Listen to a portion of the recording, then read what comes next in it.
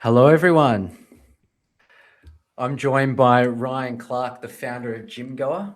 Ryan is a former AFL player who went on to build a startup that's now raised close to $500,000.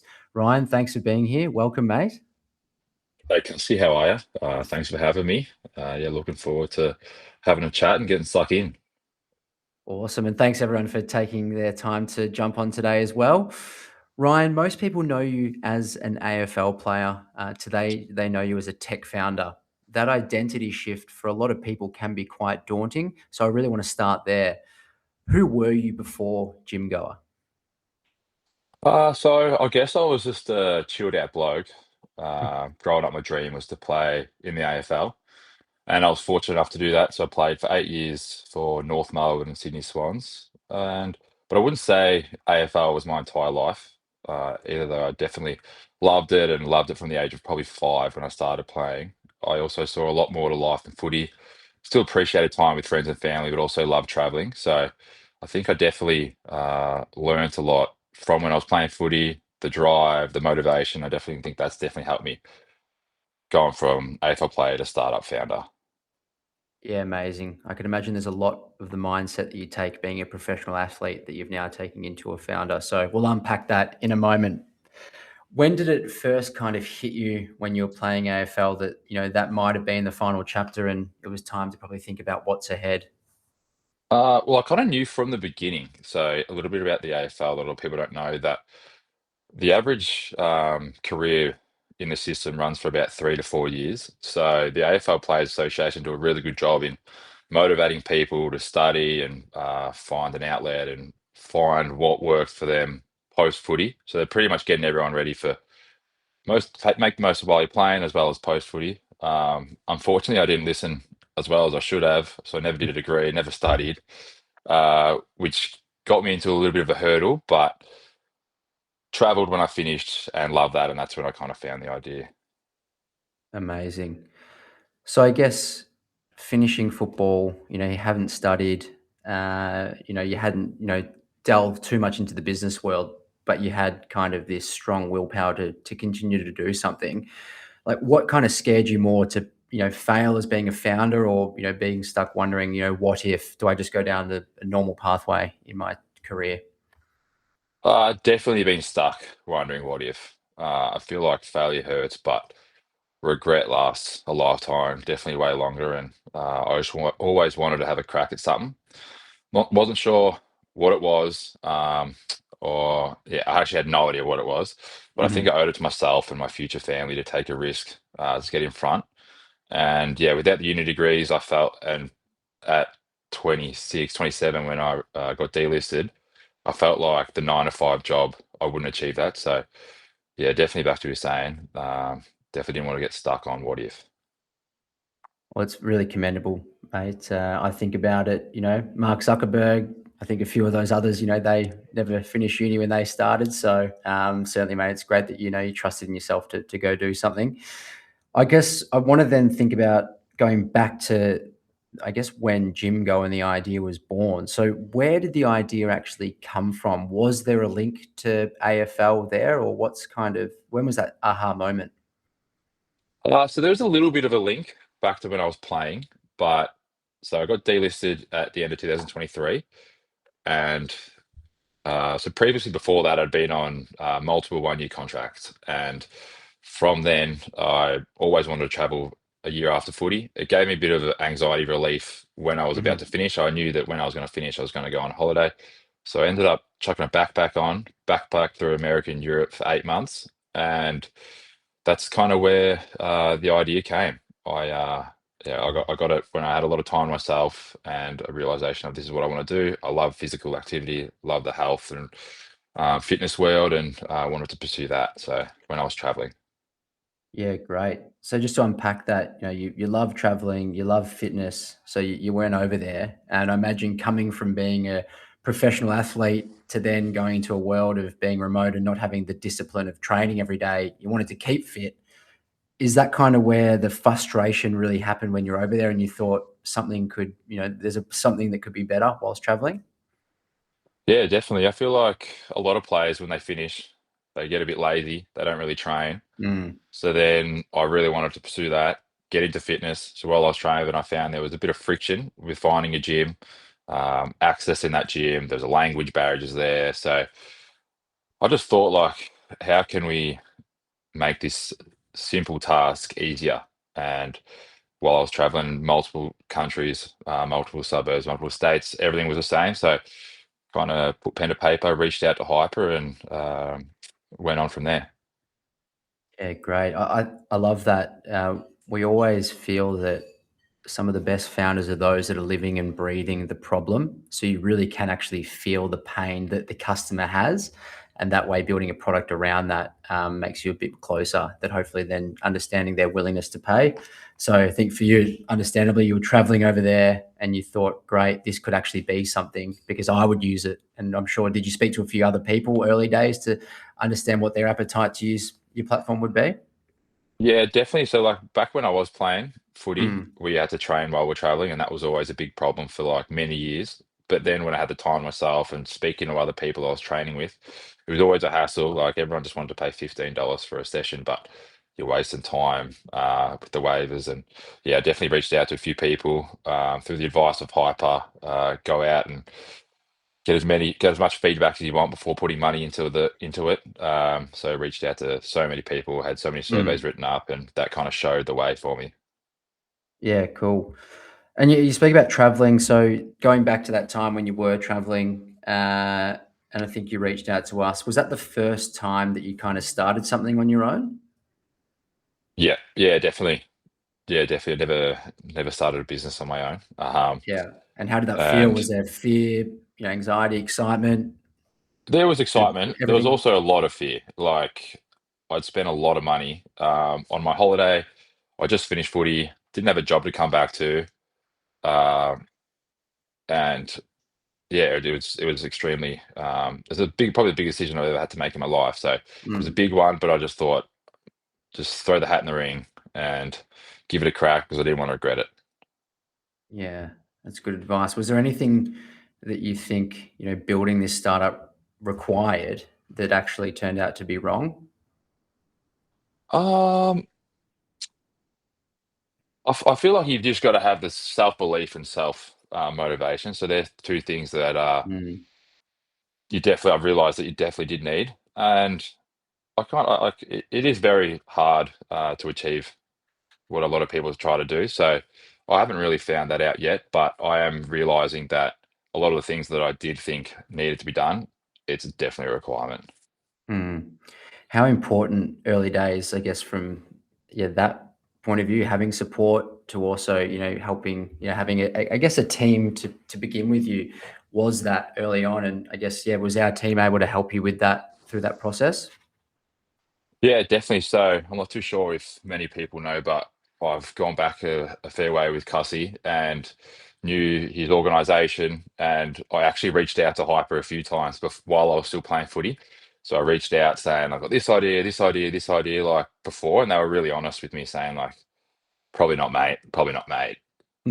Next one, mate. Like, so I felt like I was getting honest feedback. And I always thought I wanted to surround myself with the right people who had the right intentions for me. And after that, I definitely realised you guys did. And then when I kind of rang you while I was in London, it gave me a lot of self belief because you're like, "Hang on, mate, this could be a go." And I was like, I got no job to fall back on. So yeah, it was super super exciting for me just to hear a tick of approval. Yeah, that's great. No, I appreciate that feedback. I know the team as well, loved working with you and still do to this day. And I guess for you as well, like how did it help, having that team through the process of support, knowing when you were traveling and doing this for the first time? Well, when you've never done anything, you don't know what to do. So it's like when someone says build a business, you just think how. And I felt like Hyper had the experience. They've worked with hundreds of thousands of startup founders before, so they led me in the right direction. And I felt that that was the biggest part of them helping me. They saved me a lot of time, mistakes, and ultimately led me to where I am today. Amazing, mate. And at what point, with your idea, did it shift from, okay, this is an idea to actually, hey, this is something real? Probably the first time a stranger paid for a pass. So Right. not a friend, like not a favor, a real user. And it Yeah. was a 3-day pass worth $70. And I was thinking, gee, like someone's gone out of their way, spent $70. They must have been traveling. That was a real big boost for me. Mhm. That's great. I'm sure that would have been fantastic. It's like when Atlassian tell the story when they were just asleep one night, they woke up the next morning, and I think it was American Airways had just bought one of their packages overnight with no marketing. They hadn't done anything to North America. So super validating, which I'm sure would have been really, really exciting for you.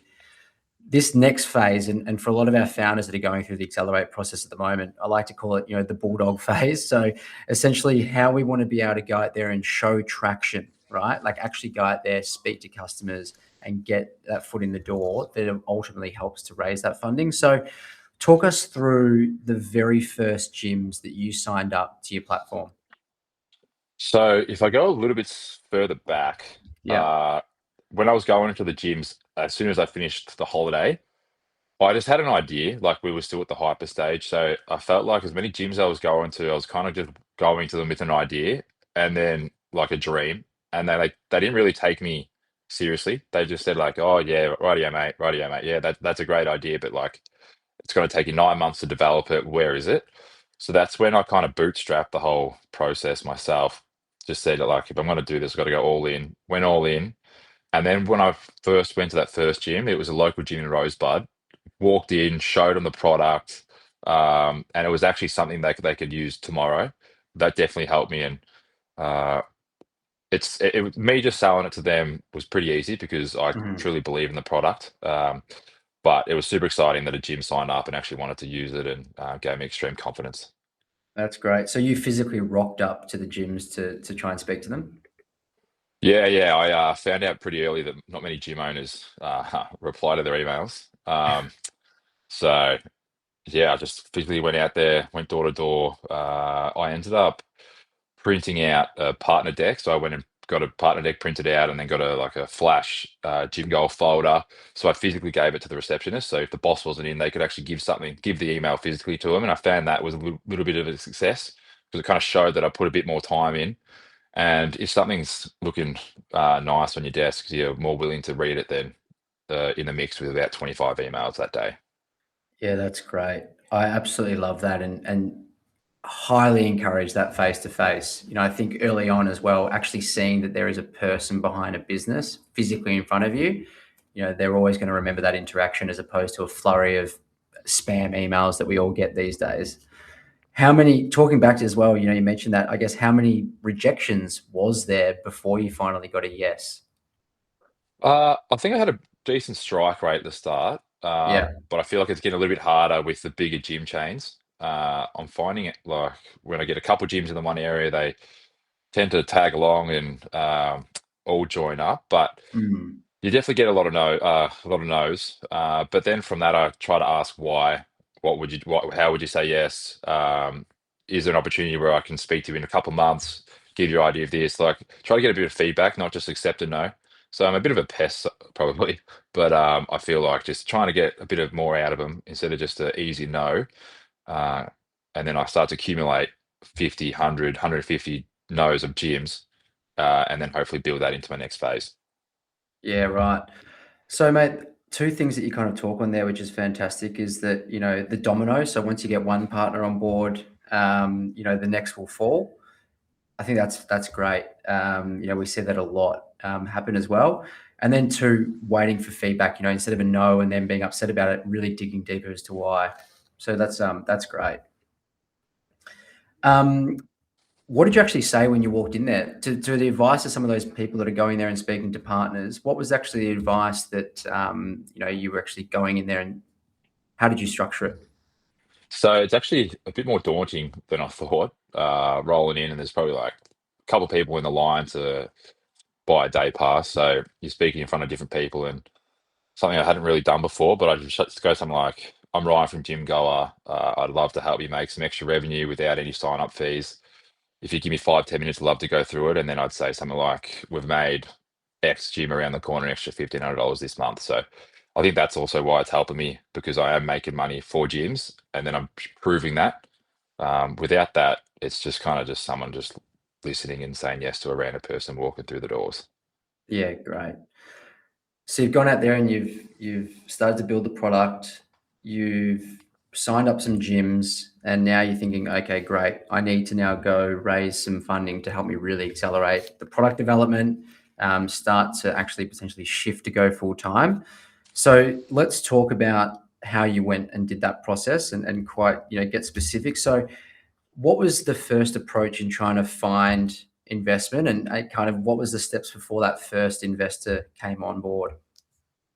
So the phase two of Hyper was a really important part in the whole process. Building out the deck, knowing the go-to-market strategy, so I can show the investor, and just getting myself ready to actually speak to investors. So multiple calls with the team and getting myself prepared, which definitely helped me, especially that time. And then uh, reached out through my network, people who trusted me as the person with the product. I also reached out a lot through LinkedIn. So I'm not too sure what it was called, but there was a LinkedIn upgrade where you can purchase. It's like I don't know, $100, but you get to Mm. reach out to another 100 people per month. And then I just went ham at that for the first 4 months. I would have reached out to 400 plus people, and of that 400, I probably got 30 replies. But of that 30, I got 25 calls, and then of that, an investor, a super advisor who's really helping me at the moment, who's been instrumental in where it is.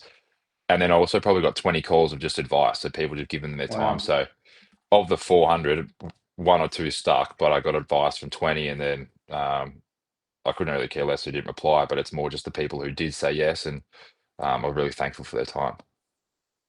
I want to touch on that. I think that's fantastic. And if we just look at the numbers, right? And this is something that we implore a lot with our founders. So you reached out to say 400 plus people, 30 responded, which is about 8%. And then you had 25 calls and then two invested. So if we bring that down to one invested, you're looking at a very, very small amount, but it just shows that the persistence and the numbers of that funnel from reaching out really pays off as trying to bring that pull down. Yeah, definitely. And I wasn't emailing asking for investment. Yeah. What Hyper helped me with was staggering the message. So just try to get a bit of feedback on the product, and then kind of finish with another call if you wanted to jump on, and then try to get engage their interest. So it Mm. wasn't just investors; it was kind of just everyone in the industry to get a bit of feedback. But yeah, I had yeah, I was kind of stuck at that point, so I just said I'm just going to reach out to as many people and hopefully get a couple people to stick. Yeah, great. So you got a smart invest or smart, advisor on board as well. Talk me through, that profile of the person and whether it was something that you could believe kind of happened. Was it exciting? Yeah, so it's actually funny enough. Who's the first person I cold emailed? Um, Obviously, when you think of 400 people, it's very hard to think of the top of the head. So I just went into ChatGPT. That already knew everything about my product, and I just said, "Give me 20 people to message every day for the Mm. next X amount of days." And then it was good. He was the first person replied. So I got off to a bit of a heater there, and the founder of MindBody, who is probably the OG in the industry. So I was very fortunate, and grew very close to him. He's an absolute legend and helps me out a lot. So very lucky, but you also create your own luck. And I felt like if I didn't reach out, even though he was the first person, first or 400th, I felt like I would have got him because of how many people I reached out to. So very fortunate that he's on my team, and very fortunate for Hyper's advice to just advise me to reach out to so many people. Yeah, well, kudos to you, man. I think you mentioned at the very beginning around that self belief, that self motivation, and creating your own luck. And a lot of what you've done to help build this business, not only obviously being a great idea and building a great product, but it's been really down to you and your tenacity, which is really, really inspiring. Did you find it got easier the more investors you kind of got to help to bring others on board once to build that confidence? Yeah, definitely my confidence wise. Mm, It's hard. It's hard because when you're asking for X amount of money and you've got nothing to show for it. So I bootstrapped to that phase so I mm, can show the app, but I'd already spent a real chunk of my own money, pretty much everything I had. So I worked 8 months post holiday to get to that pace so I can actually pay for it all. So I hadn't actually had the time or resources to go out and get any gyms, get some customers. So I wasn't actually showing anything. So it's very daunting to ask for so much money and not actually have the stats in front of you. But after a couple kind of jumped on board, it made it a little bit easier, and yeah, definitely made it a little bit easier, more confidence.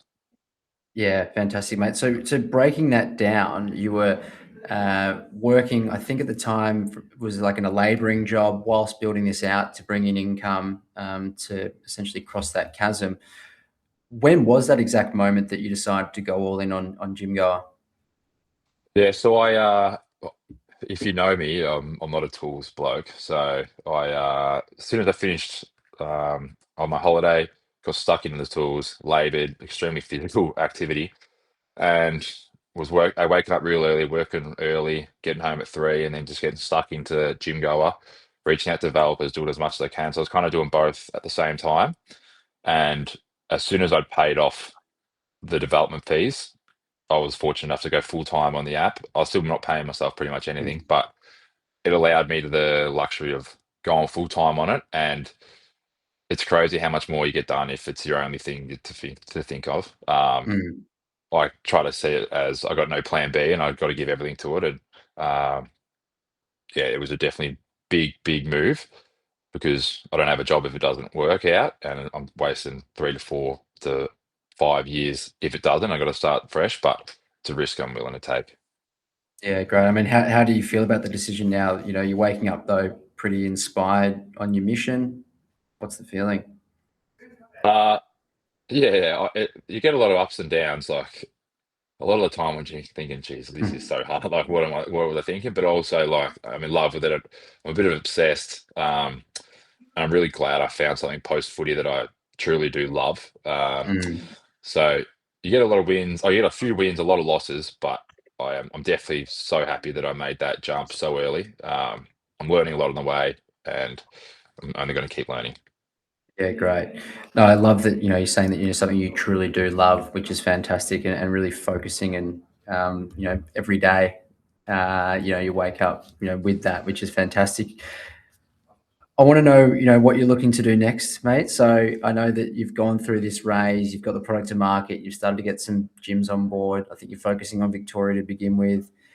What's kind of, what have you learned from your last raise and what are you going through the process of doing now? Definitely learned a lot in how to approach a raise, what to get ready for. I'm fortunate now that we've actually got 3 months of data that we can actually show. So we're currently in the stage where we're looking for more investment. So that's also extremely exciting. And we're also trending to expand more than just gyms. So with a couple of advisors, we're trying to increase gym goal to gyms, classes, and recovery. So a lot more under that one umbrella. But it's super exciting and I'm super pumped and definitely learned a lot from my first round of investments. So for these new investors. Great. So you're looking to do quite sizable round for this next one?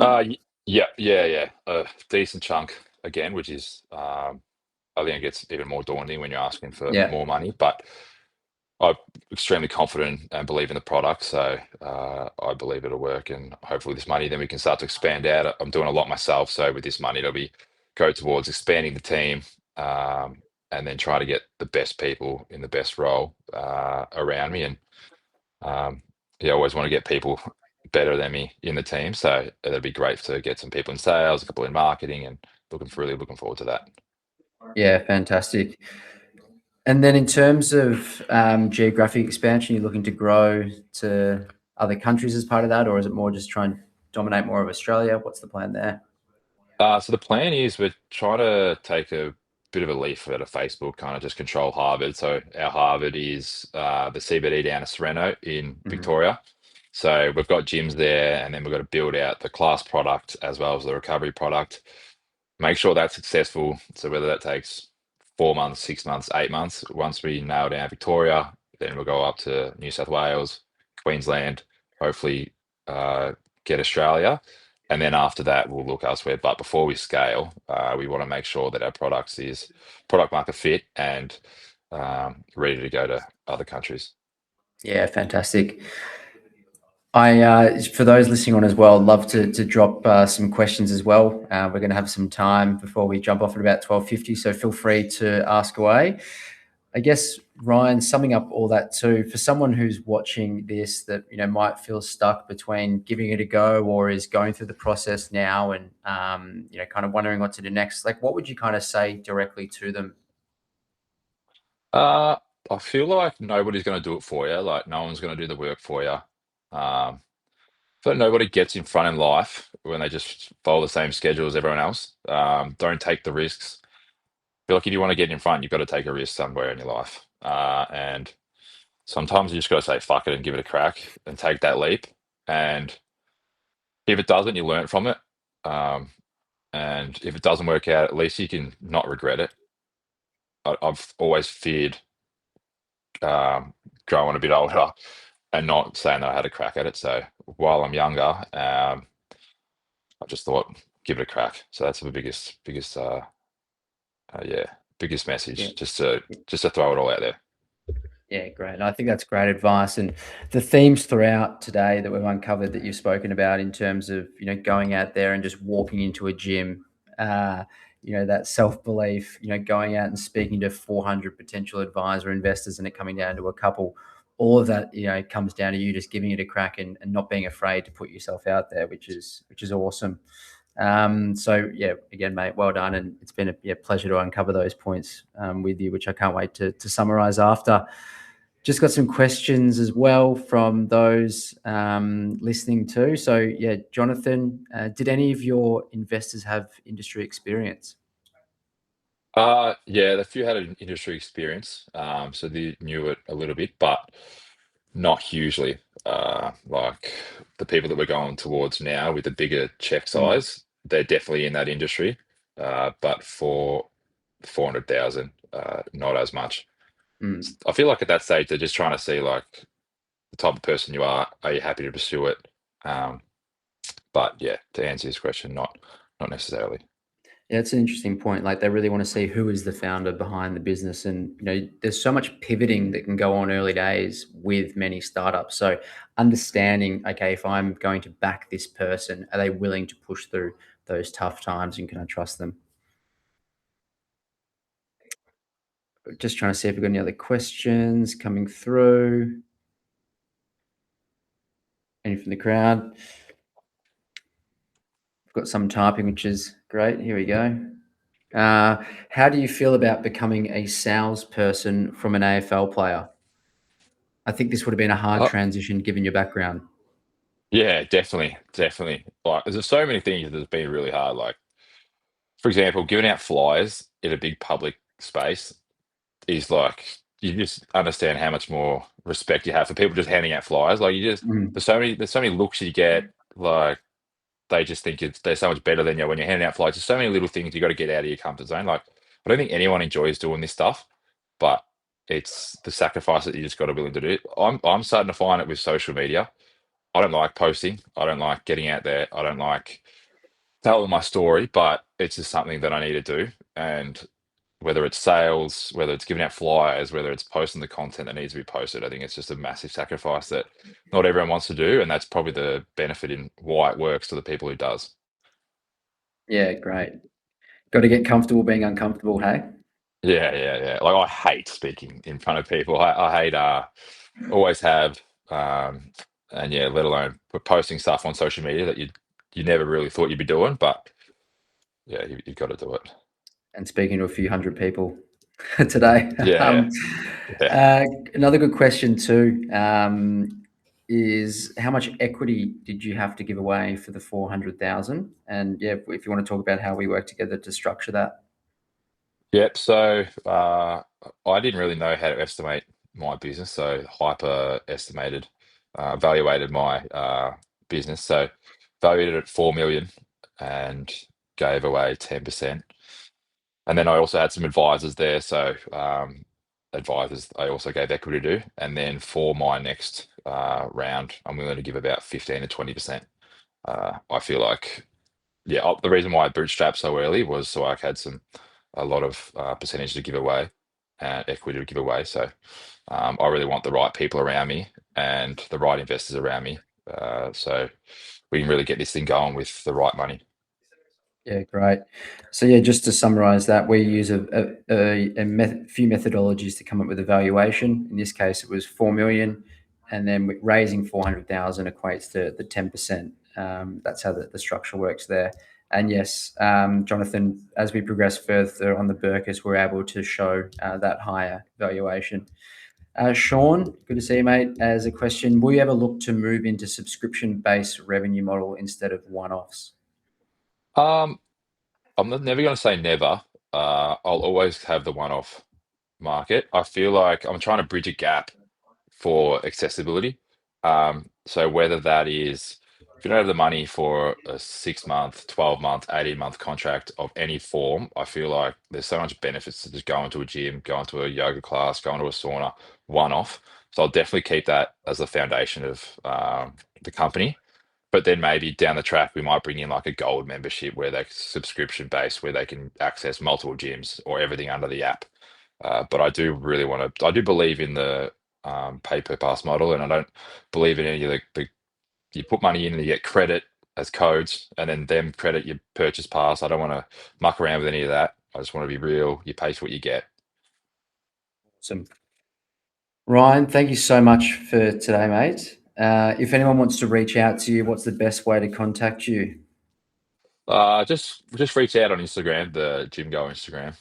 So yeah, you can follow that, and hopefully we've got some good enough content for you to keep following. Amazing. But yeah, on the And I Instagram think handle. and I think you're doing some cool deals at the moment. So if anyone wants to sign up and give it a go, head to the Yeah, Instagram or the website.